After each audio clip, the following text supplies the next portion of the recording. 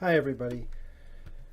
Today is our last class. Unfortunately, I'm not feeling that well, so I think I'm gonna head home early, but I wanted to give you this, our last class. It's gonna be short.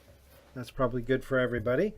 Um, and just a reminder that your final projects are due next Monday. Feel free to email me or contact me with any questions. So one of the first things I'm going to ask you to do is get into small groups. And I have the small groups listed, and there's a little packet for each one of you. Now, here we're getting to the end of the semester. So let's talk a little bit about issues and concerns dealing with technology. And I don't know if you guys could tell, I have a certain amount of skepticism, tempered with some wild enthusiasm at times. But one of the things that we need to consider when we're thinking about technology in the classroom is what is the role that each one of us has. And I'm thinking about we as teachers and future teachers, our learners. I would also add administrators, and how does that sort of shift the relationship that we may have become familiar with or comfortable with in terms of the teaching learning environment. Another thing is what is the technology that exists today, as well as new technology that we know is going to keep coming. How is that going to have implications in terms of things like measuring outcomes, maybe shifting outcomes, dealing with budget issues, dealing with the have-not issues on a policy level? Because certainly we keep seeing more and more technology being available to us. And one of the other things is the connected technology, where it requires being connected in order to have things work.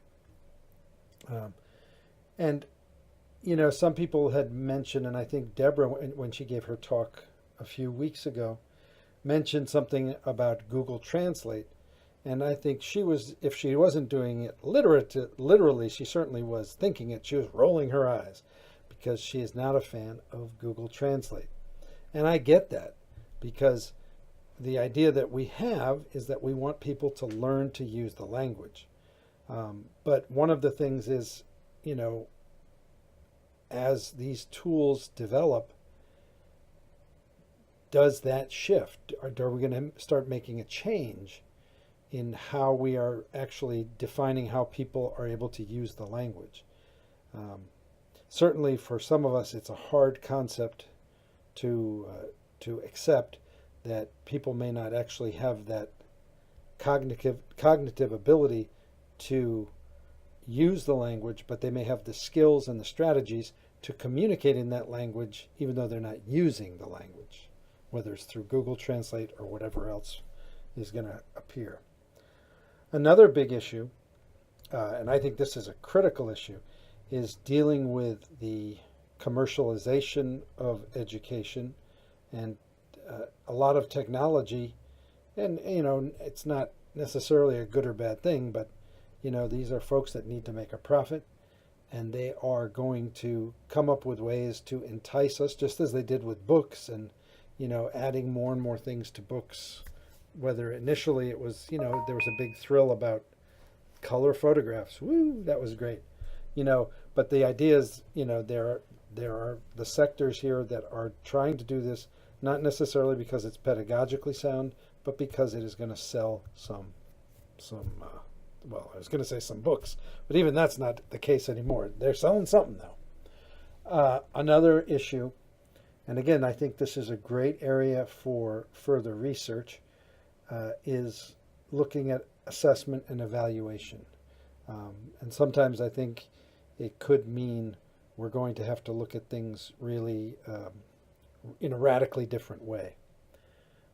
So one of the things that I hope that you all have been able to reflect upon during our course is looking at the kinds of research that's coming out and looking at it, as we've mentioned before in class, critically. Seeing where are the things that you feel are solid and where are things a little shakier. Because it's very important that we understand the data that's coming out, especially when we have to combine that with the corporate component of this. And then also, how do we contribute to that?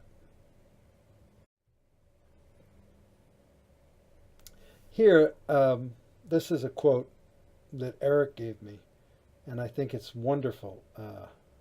Amidst all the excitement and innovation, a degree of healthy skepticism has survived in some quarters regarding call and technology. Just how much of the work has produced genuine advances in language sciences? How much has really been the case of computer buffs in search of a justification for their love of the technology, or worse, computer manufacturers in search of new markets for their products? Now, this was written back in 2001, but I think it still applies today. Perhaps the materials might be modified. But certainly, we have to be very critical, and I would even say skeptical, because sometimes a lot of it is spinning a lot of wheels and not necessarily producing anything all that meaningful. So we need to keep a strong foundation in SLA, and also, as we just mentioned, examining research and figuring out, and some of the articles we looked at have tried to do this, making what we call mixed research between qualitative and quantitative approaches. But in the end, too, I think we have to be positive. We have to look at what works, and also how we can deal with the things that are immovable for us as teachers.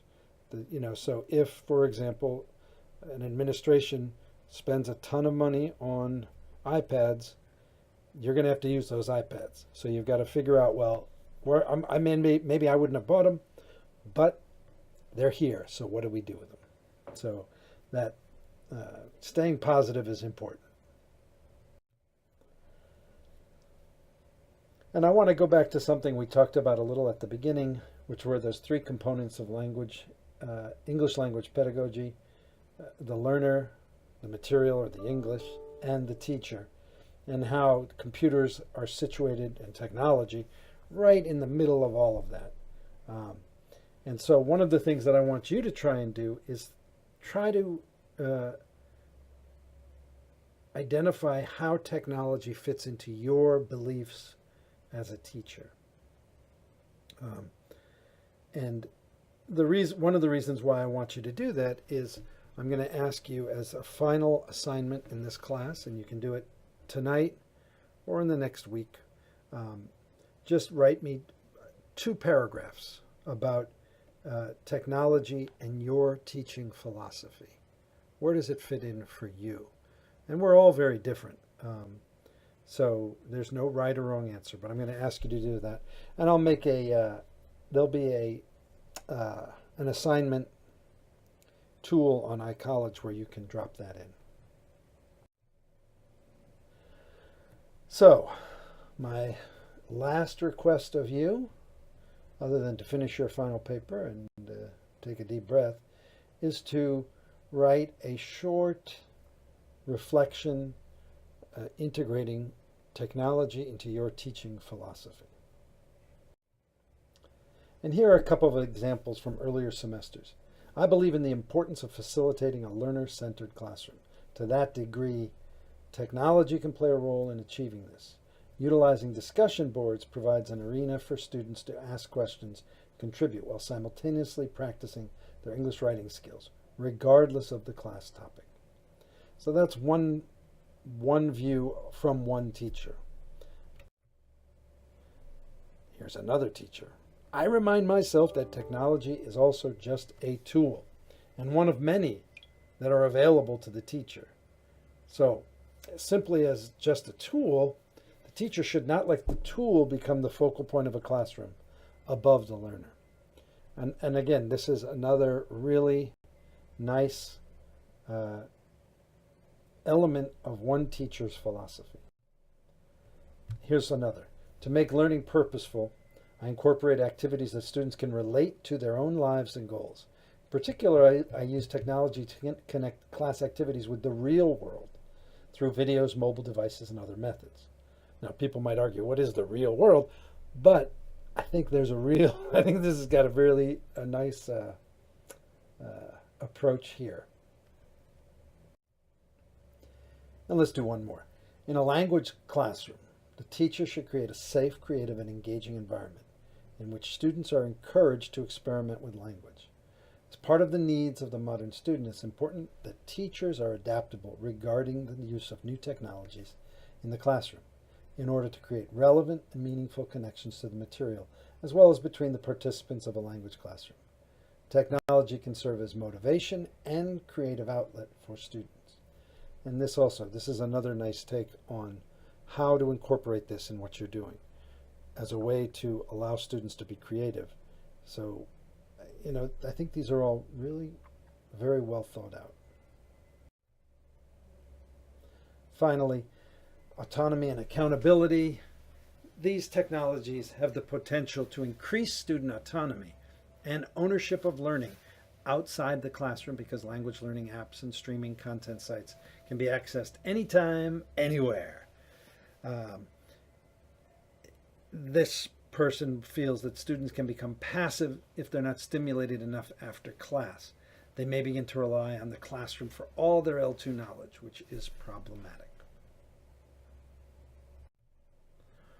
So, our final activity, draft a 1 to 2 paragraph teaching philosophy that reflects on technology use in your teaching, whether it's past, current, or future, or that incorporates technology of any form in your classroom. And you can send this to me through a link on iCollege, which I will set up. Okay? Remember, final papers are due next Monday, December 10th, by 5 p.m. I really don't have much wiggle room there because I've got to get all the grades in by the 13th. And I also want you to think about submitting your work to local conferences or other conferences. We've got the IEP mini conference, I believe, is going to be happening in February. So there's lots of different things. I also want to just say to all of you, you have been an incredible crew, an incredible group of thinkers and students, and I am grateful for all of the knowledge that you guys have shared based from your experiences. And it's really been a great pleasure to work with you this semester, and I hope to stay in touch with all of you.